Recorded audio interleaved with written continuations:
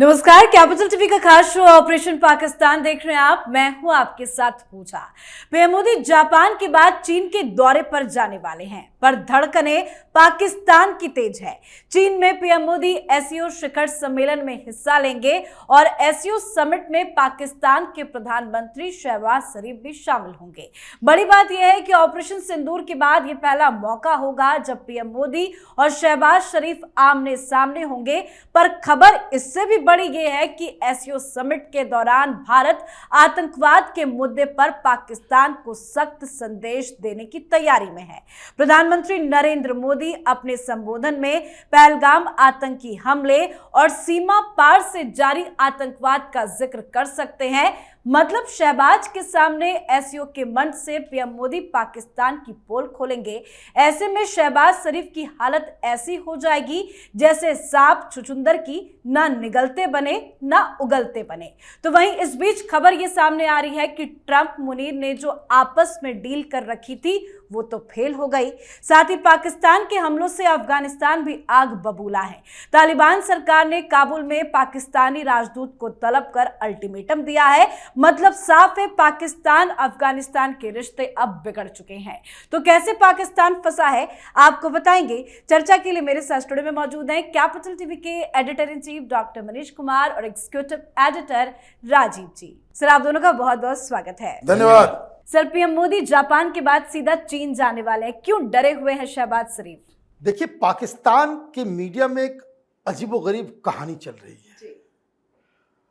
वहां सारे लोग इस बात को लेकर के परेशान हैं कि मार्च के महीने में शी जिनपिंग ने हिंदुस्तान के राष्ट्रपति को एक सीक्रेट लेटर लिखा, जिसकी जानकारी ब्लूमबर्ग से आई। कोई हिंदुस्तान ने उसका खुलासा नहीं किया।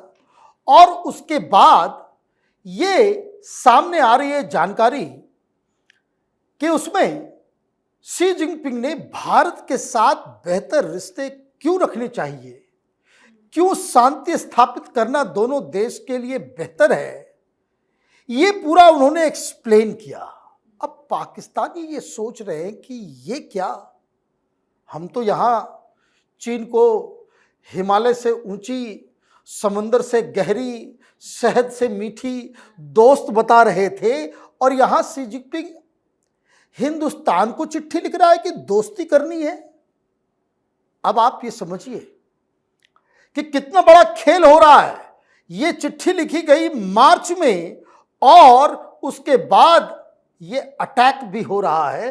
तो आप ये देखिए, जो पिटा हुआ आदमी होता है ना, हारा हुआ जो आदमी होता है, उसको चारों तरफ लगता है कि भाई मेरे खिलाफ जो है कहीं स्कीमबाजी तो नहीं हो रही। दूसरी कहानी वो चल रही है कि ये कैसा हो गया कि हमारे लोग तो अमेरिका से फोन आता है तो बस गिरते बजरते वहां पहुंच जाते हैं, और प्रधानमंत्री मोदी ने 4-4 बार डोनाल्ड ट्रंप के फोन को उठाया तक नहीं। अभी तो कंफर्म भी हो गया। तो ये जो एससीओ की बैठक होने वाली है, उसमें ऑलरेडी ये लोग परेशान चल रहे हैं कि वहां अब क्या होगा। जो खबर आ रही है कि शी जिनपिंग स्वयं प्रधानमंत्री मोदी का स्वागत करने के लिए आगे आएंगे। पुतिन और प्रधानमंत्री मोदी का स्वागत शी जिनपिंग करने वाले हैं। और खबर यह भी पाकिस्तान में चल रही है कि अगर पुतिन, शी जिनपिंग और प्रधानमंत्री मोदी की अलग से कोई बैठक हो गई तो इसका मतलब है कि पाकिस्तान तो बेइज्जत हो गया। क्योंकि आप अभी तक चीन के इशारे पे, चीन के बल पे उछल कूद कर रहे थे, और वो तो अपना साइड बदल लिया। यही हिंदुस्तान की सबसे बड़ी जीत पाकिस्तान के खिलाफ होगी। लेकिन ये खबर जो आपने बताई कि प्रधानमंत्री, ये डील ऑलरेडी हो चुकी है। जब डोवाल साहब वहां पे गए, 2 मुद्दे जिसके बाद भारत और चीन, मैं आपको बता दूं, प्रधानमंत्री मोदी वहां जा रहे हैं, यह नहीं कि वहां पे कुछ निगोशिएशन होगा। निगोशिएशंस पहले ही हो चुके हैं, सारी चीजें पहले से ही तय हो गई है। वहां सिर्फ घोषणा होनी है। और जिस तरह का माहौल दिख रहा है, तो जो जानकारी आ रही है कि दो चीजों को लेकर डोभाल साहब ने साफ साफ कहा कि इस दो चीज के ऊपर हम कॉम्प्रोमाइज नहीं करेंगे। वन, कि ये जो बॉर्डर है यहाँ पे शांति स्थापित हो, इसका हम लोगों को कोई रास्ता निकालना पड़ेगा, और दूसरा, ये पाकिस्तान को उसकी जगह, उसकी औकात दिखानी होगी। मतलब वो टेररिस्ट स्टेट है, ये चीन के अंदर, चीन की मीटिंग में इस तरह का कोई जॉइंट स्टेटमेंट आता है जो क्रॉस बॉर्डर टेररिज्म, मतलब पाकिस्तान के ऊपर वो एक कटाक्ष हो, तो ये तो हिंदुस्तान के लिए बहुत बड़ी जीत होगी। लेकिन सवाल ये है कि फिर शहबाज शरीफ क्या करेंगे? वो फिर चीन से उनकी फ्लाइट लाहौर उतरेगी, या फिर उनको, जैसे क्रिकेट टीम हार जाती पाकिस्तान की, तो वो डायरेक्टली नहीं आते कराची या लाहौर, वो भाग जाते हैं दुबई वगैरह। कहीं भागना तो नहीं पड़ेगा।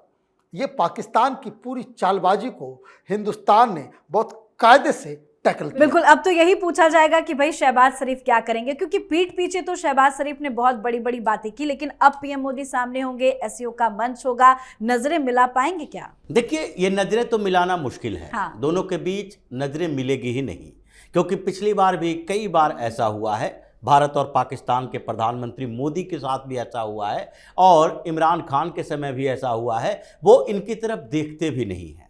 क्यों?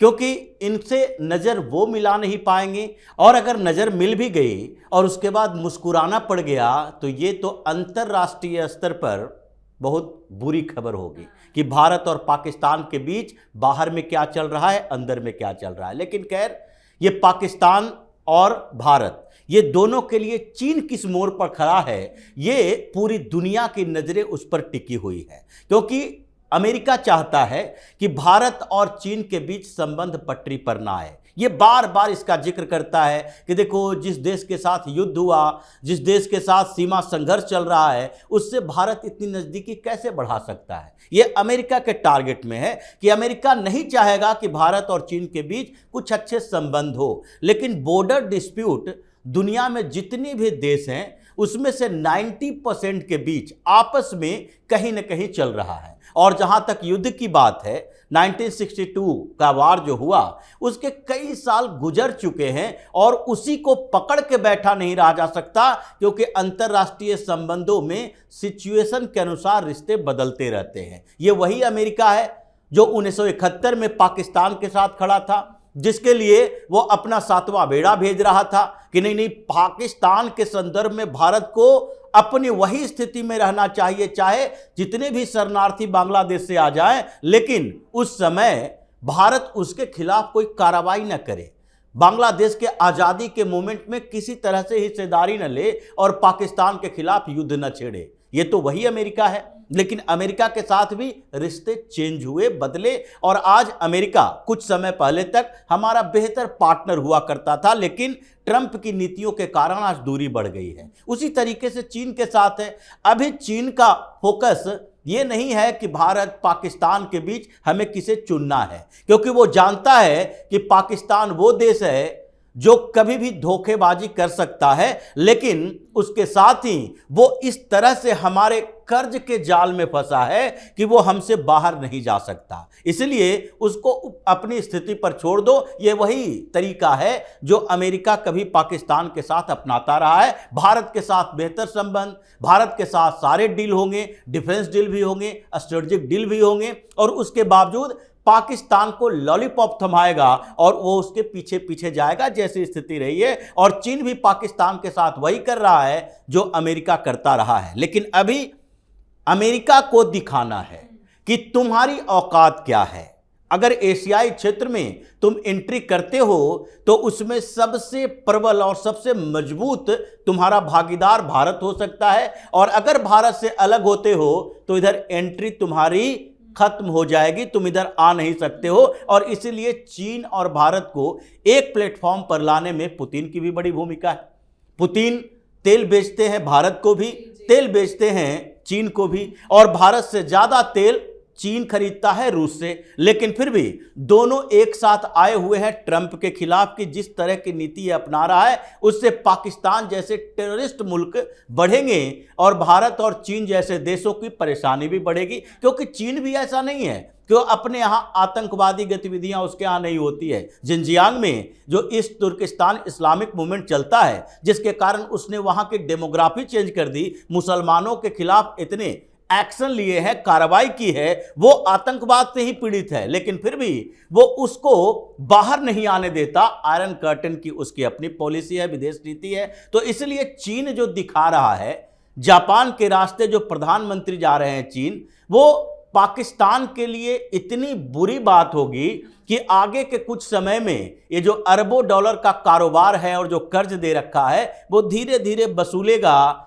अमेरिका के टारगेट में पहले से ही है, चीन से भी उसका नाता टूटने वाला बिल्कुल। है। तो ये दौरा पाकिस्तान और अमेरिका दोनों के लिए मुसीबत देने वाला है। लेकिन सर, ये जो बात चल रही थी कि ट्रंप और मुनीर के बीच में डील हुई है, हमने अपने कल शो में भी किया, लेकिन ये डील फेल कैसे हो गई? देखिए, कागज पे तो कुछ नहीं है, अभी तो सिर्फ घोषणाएं ही हुई थी।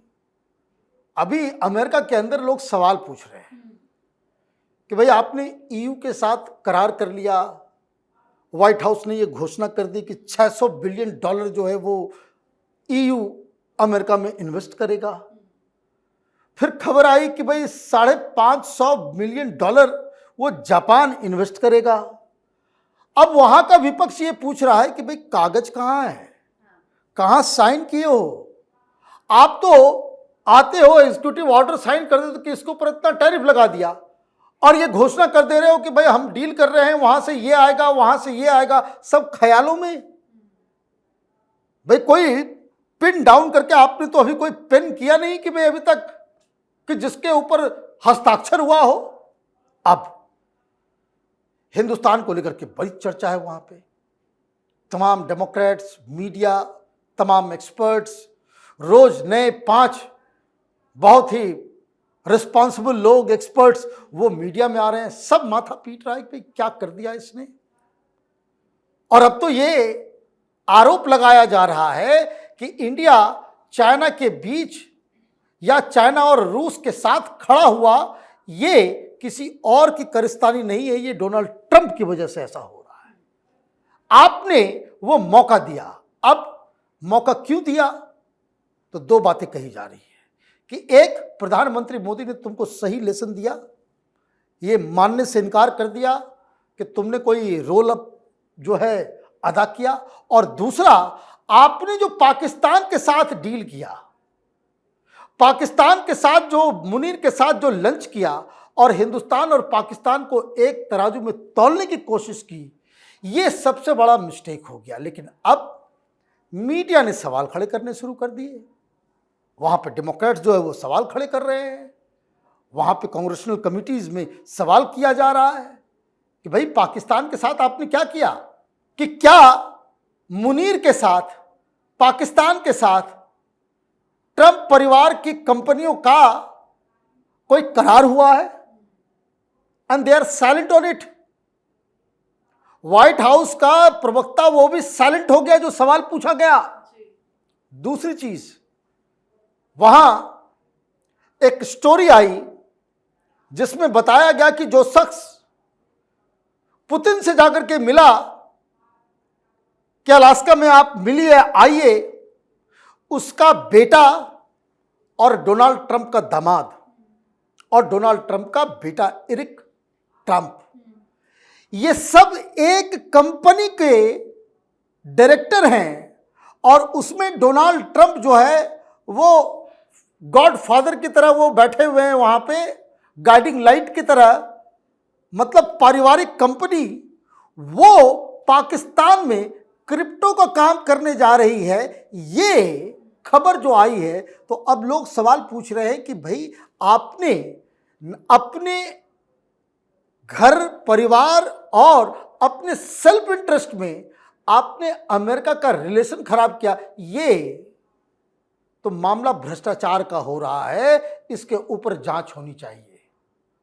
अब पिछले 3-4 दिनों से पाकिस्तान का नाम अमेरिकी प्रशासन की तरफ से लोगों ने लेना बंद कर दिया है। क्यों? वहां दबाव चढ़ रहा है। ये इन लोगों को लगा, ट्रंप की का जो कैलकुलेशन था कि हिंदुस्तान मान जाएगा, अब हिंदुस्तान भी मान गया, पाकिस्तान भी मान गया तो मामला दब जाएगा।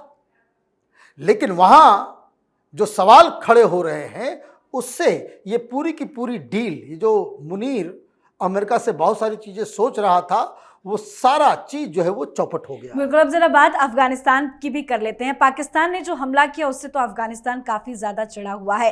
अफगानिस्तान और पाकिस्तान के बीच में क्या चल रहा है? क्या अफगानिस्तान अटैक करने की तैयारी कर रहा है? देखिए, अफगानिस्तान उसी स्थिति में पाकिस्तान के लिए हो गया है जो भारत और पाकिस्तान के बीच संबंध है। क्योंकि अभी भारत और पाकिस्तान के बीच संबंध इतना खराब क्यों हुआ? बीच में टेररिस्ट अटैक हुए और उसका जवाब भारत ने दिया, और भारत ने जब जवाब दिया तो पाकिस्तान बौखला गया, और उसके बाद पाकिस्तान ने भारत के खिलाफ युद्ध छेड़ने की कोशिश की। ये कोशिश ही थी, युद्ध छिड़ी नहीं।